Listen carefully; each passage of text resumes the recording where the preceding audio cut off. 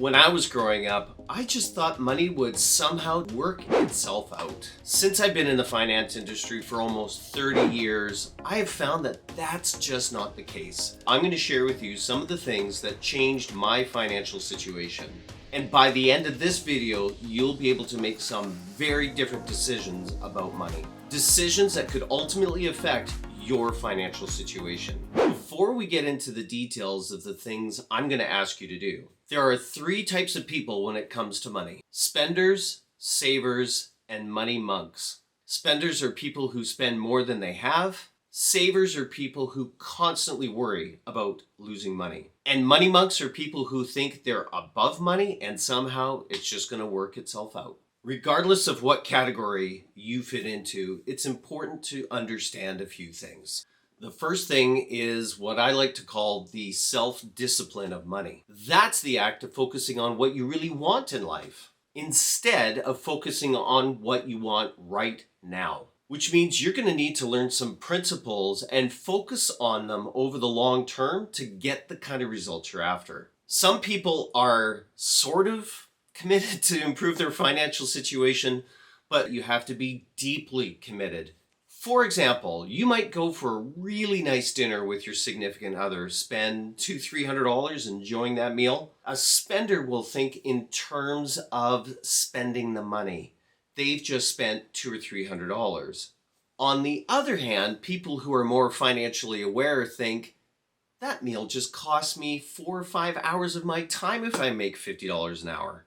In the end, spenders are going to have the meal and they're not going to give any thought to the time invested. Savers are simply, they're not even going out for a $200 or $300 meal. And money monks are going to expect, let's be honest, somebody else to pick up the check. Let's say you're serious about wanting to change your financial situation. The first thing that I would do is pay very close attention to what the Bank of Canada and the government are doing. What is it that they're doing exactly? They're manipulating money by raising or dropping interest rates. When they lower interest rates, you could be taking advantage of appreciable assets such as the stock market or real estate. When they raise interest rates, you might want to consider mortgages because higher interest rates equals higher payouts. The other thing that they're doing is they're flooding the market with money, which devalues the currency. This leads to inflation. And we all know that that's making the cost of everything higher, including what you're putting in your gas tank and what you're buying at the grocery store. The only antidote to high inflation is great cash flow. As a financial planner, I'm always encouraging people to increase their cash flow through proper budgeting and increasing their investments. Let's face facts. The government is taxing us more on everything we do. They are literally robbing you of your hard-earned money. Sure, they've got budgets that they need to meet, but we didn't create that massive debt. Regardless, you're going to need to know how to generate some tax-free income. Before we go any further, I'd really like you to hit that thumbs up button. It really helps us here on this channel. If you'd like to subscribe, that's great too. Just hit the bell and we'll notify you of all our upcoming videos. Make sure you're taking the opportunity to go through all your options before you make a choice on how you're going to pursue financial freedom.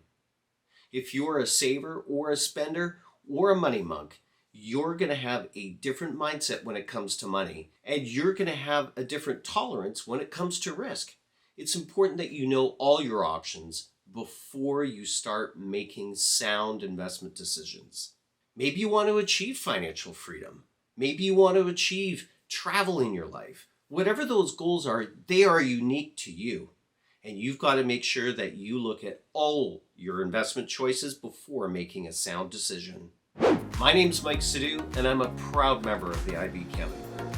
If you're ready for a second opinion on your financial situation, visit us at IBCanadaGroup.com. If you would like to find out more about the infinite banking concept and how it can help you pay less tax, check out this video.